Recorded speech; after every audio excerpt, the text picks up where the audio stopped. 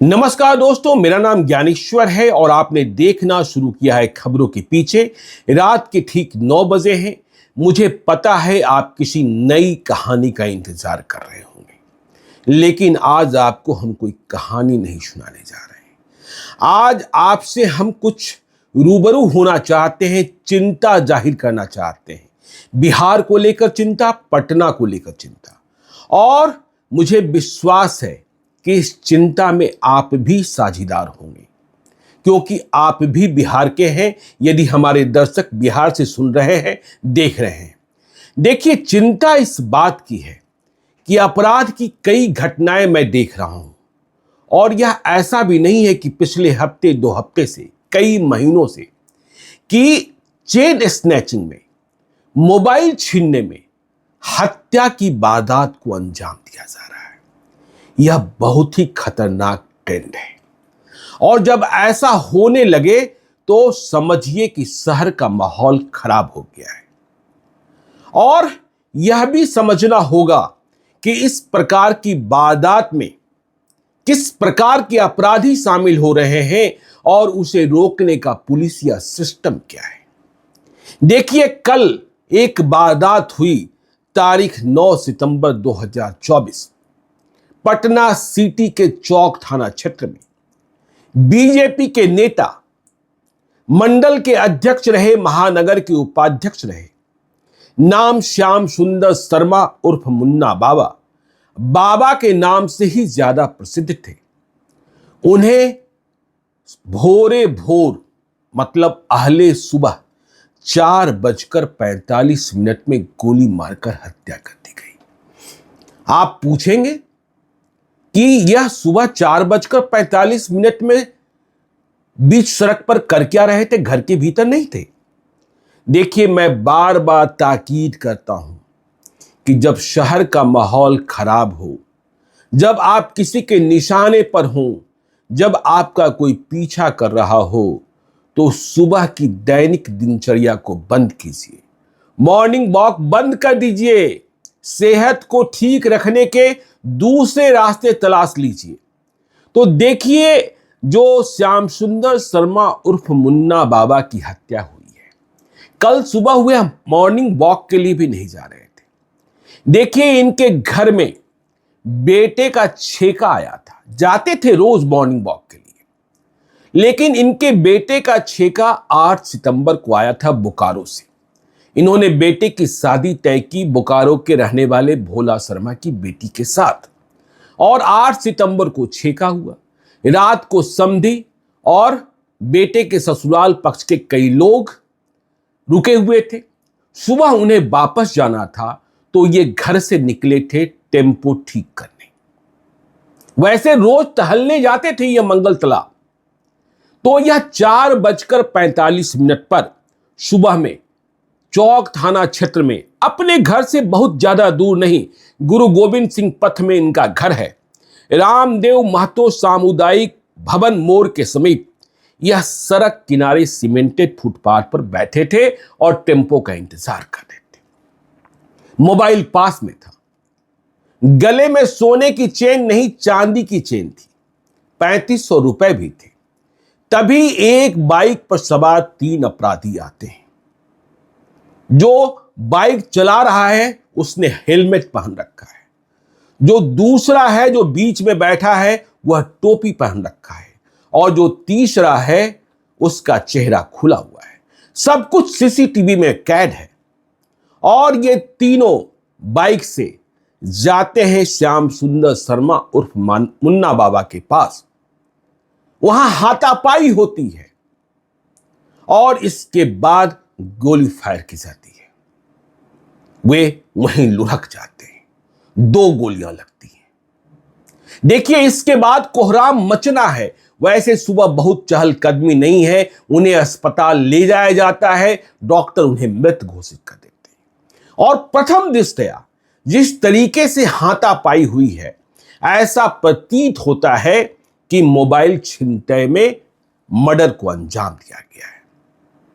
लेकिन मेरा मानना, वारदात के पहले घंटे की तफ्तीश के वक्त भी नहीं था कि यह मोबाइल स्नैचिंग के दौरान हुआ मर्डर है। और देखिए, मैं ये नहीं कह रहा, कई घटनाएं हो चुकी हैं और मुझे अफसोस होता है कि पिछले कई महीनों से हम देख रहे हैं कि पुलिस का जो चेकिंग सिस्टम है, देखिए रिस्पॉन्स सिस्टम और चेकिंग सिस्टम दोनों में फर्क है, डिटेक्शन और प्रिवेंशन में फर्क है। हमने जंगल राज के दौर में भी देखा था कि किस तरीके से नाके पर चेकिंग लगाई जाती थी, गली मोहल्ले में चेकिंग लगाई जाती थी। लेकिन आजकल जब कभी चेकिंग लगती भी है तो किसी बड़ी वारदात को अंजाम दिए जाने के बाद या फिर शराब की जब्ती के लिए। हमने 90 का दौर देखा है, जब बाइक पर लुच्चे लफंगे दिखाई पड़ते थे तो उनसे पूछा जाता था, तुम पेट्रोल के लिए पैसे कहां से लाते हो। खैर, तो श्याम सुंदर शर्मा उर्फ मुन्ना बाबा की मौत हो गई, अस्पताल में डॉक्टरों ने घोषित कर दिया। अब बड़ा सवाल, क्या सच में यह मोबाइल छिनते की घटना है? गले की चेन, चांदी की चेन नहीं छीनी गई, जेब में जो 3500 रुपए थे वह भी नहीं छीना गया, सब कुछ सलामत था। तो देखिए, मोबाइल कई घंटों तक बंद नहीं होता है। मुझे लगता है पुलिस अधिक होशियार होती, अधिक स्मार्ट होती तो अपराधियों को पीछा कर दबोचा जा सकता था।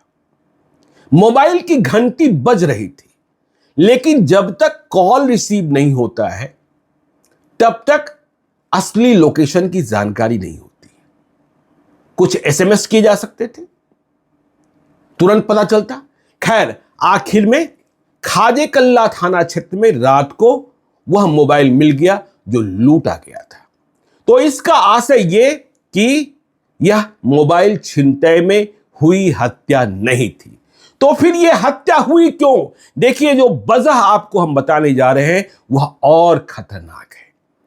और बिहार की असली पीड़ा, देखिए मैं बार बार कहता हूं, ऑर्गेनाइज्ड गैंग नहीं रह गए हैं, किडनैपर्स नहीं रह गए हैं, रैंसम राशि मांगने वाले कि जिनके नाम के खौफ से आप पैसा दे दे वो नहीं रह गए हैं, लेकिन लुच्चे लफंगे इतने बढ़ गए हैं कि पूछिए मत।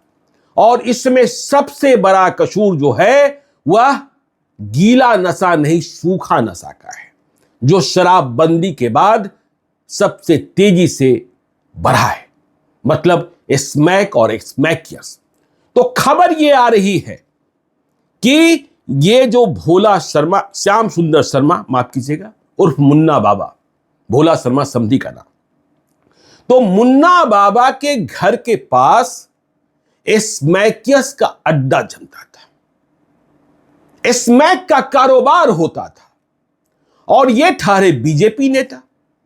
जब किसी पार्टी से आप जुड़ जाते हैं तो आपके भीतर अतिरिक्त बल तो आ ही जाता है, और एक अच्छे नागरिक होने के नाते भी फर्ज बनता है, पुलिस भी कहती है कि यदि आपके आसपास कुछ गड़बड़ है तो आप पुलिस को इत्तला कीजिए। तो इन्होंने पुलिस को शिकायत की थी, इस पर पुलिस ने कुछ एक्शंस भी लिए थे। तो जैसे ही इनकी शिकायत की खबर स्मैकियर्स गैंग को मिली, मैं स्मैकियर्स गैंग को किसी भी ऑर्गेनाइज्ड गैंग से ज्यादा खतरनाक मानता हूं। देखिए, जो पेशेवर अपराधी होते हैं वह सुपारी लेने में, हत्या को अंजाम देने में, अपराध को प्लान करने में 1000 बार सोचते हैं, लेकिन ये सूखा नशा करने वाले स्मैकियर्स कुछ भी नहीं सोचते, ये होश में रहते ही नहीं हैं।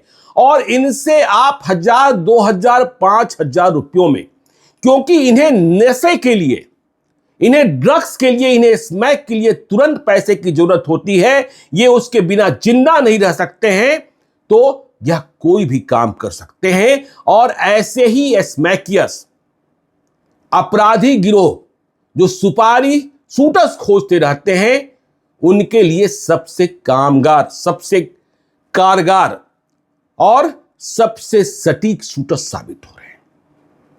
तो देखिए, इन्होंने स्मैकियर्स के खिलाफ शिकायत की और पता यह चल रहा है कि इनके घर के आसपास के ही तीनों शूटर्स हैं। देखिए, मेरा यह मानना है, हमने कहा कि हमने वारदात के 1 घंटे बाद ही कह दिया था कि यह मोबाइल स्नैचिंग की वारदात नहीं है, लेकिन कल यह टारगेटेड किलिंग था, यह भी हम नहीं मान रहे। देखिए, वह रोज मंगल तालाब सैर को जाते थे, सुबह हवाखोरी करने, सेहत ठीक रखने को। कल वे टेम्पो ठीक करने निकले थे। शायद उन्हें मंगल तालाब नहीं भी जाना होगा, एक दिन पहले घर में परिवार में छेका था, बेटा का छेका था। तो देखिए, ये जो स्मैकर्स है ना, इसलिए मैं कहता हूं चेकिंग सिस्टम। पटना में हम भी रहते हैं, आप भी रहते हैं, बिहार के दूसरे शहरों में रहते हैं।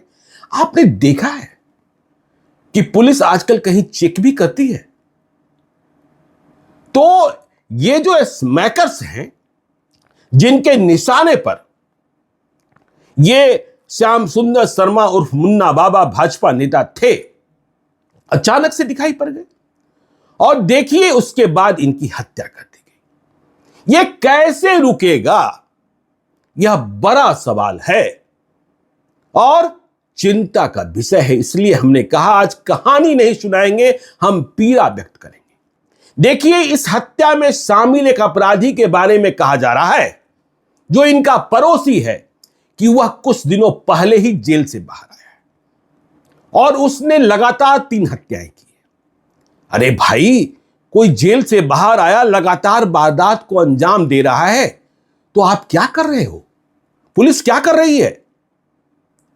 मैं पिछले माह जब दिल्ली में था, तो मैं उत्तर प्रदेश के कुछ पुलिस पदाधिकारियों से मिल रहा था कि वह जेल से बाहर निकलने वाले अपराधियों की निगरानी चौकसी कैसे करते हैं। देखिए, उत्तर प्रदेश का माहौल क्या है, उत्तर प्रदेश की पुलिसिंग क्या है। उत्तर प्रदेश की पुलिसिंग है कि वारदात करोगे तो मुठभेड़ में मारे जाओगे, कम से कम पैर में तो गोली लगेगी ही लगेगी। पकड़े जाने के बाद भी जिंदगी सुरक्षित नहीं है, भले ही राजनीतिक बाबेला जितना हो जाए। अभी देख ही रहे एक इनकाउंटर पर, लेकिन खौफ देखिए, एक इनकाउंटर में मारा गया, दूसरा जो पुलिस हिरासत में है उसे इस बात का, न्यायिक हिरासत में है, उसे इस बात का डर है कि जब अगली तारीख पर कोर्ट आएंगे तो वह भी मारा जा सकता है। लेकिन जेल से बाहर आने वाले अपराधियों की जो हम चर्चा करना चाहते थे मुन्ना बाबा के मामले में, कि एक अपराधी ऐसा जिसके बारे में कहा गया कि 15 दिनों पहले आया है, सभी फरार हैं। तो उत्तर प्रदेश में यह व्यवस्था पुलिस करती है कि जो कुख्यात अपराधी हैं, शराब में जेल गए उसकी बात छोड़ दीजिए बिहार के संदर्भ में, लेकिन उत्तर प्रदेश में जो कुख्यात अपराधी हैं उन्हें न्यायालय से भी जमानत मिल गई, तो उन्हें जमानतदार बेलर नहीं मिल रहे। अब पूछेंगे आप कैसे? तो देखिए, न्यायालय ने जमानत दे दी, शर्त लगा दी, जमानतदार होना चाहिए। तो यूपी में पुलिस वाले जमानतदार के पास पहले पहुंच जा रहे हैं और जमानतदार को समझा रहे हैं कि देखो, जिस व्यक्ति का तुम जमानत लेने जा रहे हो वह कुख्यात अपराधी है, और यदि इसने जेल से बाहर आने के बाद कोई वारदात को अंजाम दिया तो जवाबदेह तुम भी होगे, क्योंकि तुम्हारी जमानत पर यह बाहर आया है। इसका परिणाम यह निकल रहा है कि उत्तर प्रदेश के कुख्यात अपराधियों को जिसे जमानत मिल गई, उसे जमानत देने वाला मतलब उसका जमानत लेने वाला भी कोई नहीं मिल रहा है। परिणाम कि कोर्ट से मिली जमानत के बाद भी वह जेल से बाहर नहीं आ रहा है। तो देखिए, पुलिसिंग आपको ठीक करती होगी। और पटना एक आईना है। हमने पिछले 24 घंटे में कई वारदातें सुनी है। भागलपुर में बीजेपी नेता पर हमला हुआ, गोलियां चलाई गई 15 राउंड, यह कल की वारदात है। तो इन वारदातों को आप कैसे रोकेंगे, कैसे समझेंगे? मैं तो बार बार, देखिए, एक क्राइम एनालिस्ट के रूप में लोगों को सलाह देता हूं कि जब मौसम खराब हो, माहौल खराब हो, अपराध का ट्रेंड पेशेवर अपराधियों से डरने की जरूरत बहुत नहीं है यदि आप किसी तरीके की दुश्मनी में नहीं पड़े हैं। लेकिन ऐसे अपराधी जो चेन छीनते, मोबाइल छीनते, ये स्मैकियर्स होते हैं। और आपको पता है कि आईफोन 4,000 रुपए में बिक जाता है, लूटा हुआ 5,000 रुपए में। तो इन्हें तो तुरंत पैसा चाहिए होता है। तो पहली सलाह मेरी यह रहती है क्राइम एनालिस्ट के रूप में कि सुनसान सड़कों पर मत चला कीजिए, जहां कम ट्रैफिक हो। बहुत सुबह, अहले सुबह मत निकला कीजिए। और सोने की चेन पहनकर दिखाते हुए टहला तो मत कीजिए। यदि आपके पास मोबाइल है तो क्या जरूरत है, यदि बहुत इमरजेंसी ना हो तो राह चलते बात करने की। यदि आप विरोध करें, देखिए मैं तो यह भी कहता हूं रोड रेस से बचिए। यदि आपकी जान मोबाइल छीनते और गले की चेन की छीनते से बच जाती है तो लुट जाने दीजिए। यदि आप विरोध करेंगे, देखिए कई पुलिस वाले मेरा विरोध कर सकते हैं कि मैं क्या कह रहा हूं, लेकिन मैं सच कह रहा हूं, क्योंकि सबसे अधिक कीमत जान की कीमत होती है। विरोध करेंगे गोली चल जाएगी। अभी तो मोबाइल ही और चेन ही लूटा है, गोली चलने के बाद जान जाएगी या आप अस्पताल में होंगे घायल अवस्था में। नुकसान किसका? जान चली गई तो कुछ बचा नहीं, घायल हो गए तो अस्पताल दौड़ते रहिए। इसलिए माहौल खराब है। और अभी देखिए, उम्मीद है बिहार के नए डीजीपी बने हैं आलोक राज साहब, पटना के ही हैं, पटना के दुख दर्द को ज्यादा समझते हैं और सोशल कॉन्टेक्स्ट में जितनी मजबूती उनके पास है, यदि वे अपने नेटवर्क का इस्तेमाल करें तो कहीं से भी कहीं भी वह कोई सुराग हासिल कर सकते हैं। तो आलोक राज साहब जब डीजीपी बने तो अगले दिन हमने देखा कि रात को बड़ी चेकिंग हो रही है। उन्होंने 6 सूत्री संकल्प दिए थे, सूत्र बताए थे। फिर अगले दिन से सब कुछ वही उसी पटरी पर। तो यह कंटिन्यूटी कि आप देश के दूसरे शहरों में चले जाइए और देखिए अपराधियों के घर पर दस्तक आपको सिर्फ अपराध के बाद नहीं। जब हम कहानियां सुनाते हैं उस दौर में जब डॉक्टर अजय कुमार, राजविंदर सिंह भट्टी, कुंदन कृष्णन, मानविंदर सिंह भाटिया जैसे प्राधिकारी फुल फॉर्म में थे, तो अपराधियों को उनके ठिकानों पर शांत से बैठे रहने नहीं दिया जाता था। जो वे अपराध के जरिए कमा लेते थे वह भी लुट जाता था। तो माहौल और मौसम, और जब छोटे अपराधी, इनकी संख्या अधिक हो जाती है, बहुत अधिक हो जाती है, क्योंकि स्मैक और स्मैकियर्स आप देखेंगे हर मोहल्ले में, हर गली में, और फिर इसके कारोबार पर पूरी पुलिस और शराब के पीछे परेशान है। लेकिन यह कितना बड़ा कारोबार बन गया है इसकी कोई फिक्र नहीं है। इसकी कोई फिक्र नहीं है और बिल्कुल ऑर्गेनाइज है और इतना बड़ा इसका अर्थतंत्र हो गया है कि पूछिए मत। तो यह चिंता आज हमने आपसे साझा की क्योंकि यह चिंता बिहार की है। मुन्ना बाबा की हत्या तो हो गई, कुछ दिन पहले भी एक बीजेपी नेता की हत्या पटना सिटी के इलाके में ही हुई थी। और यह हत्या जमीन विवाद में नहीं है, यह हत्या किसी लड़की की वजह से नहीं है, इसलिए यह हत्या चैलेंजिंग है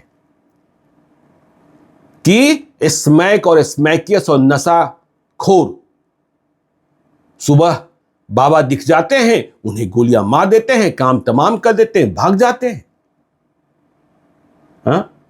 तो चिंता करने की जरूरत है, सावधान रहने की जरूरत है, सजग रहने की जरूरत है। इसलिए आज की इस कहानी को हम यहीं खत्म करते हैं। मुझे भरोसा है कि कुछ आपने समझा होगा और निजी जिंदगी में आप सावधानी बरतेंगे और पुलिस वाले अपनी सतर्कता बढ़ाएंगे।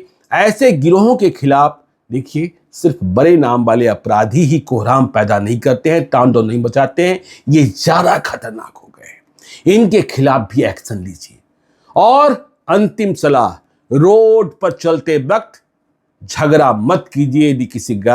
यदि किसी ने आपकी गाड़ी में ठोकर मार दी है तो ठोकर तो लग गई, शांत हो जाइए, चले जाइए।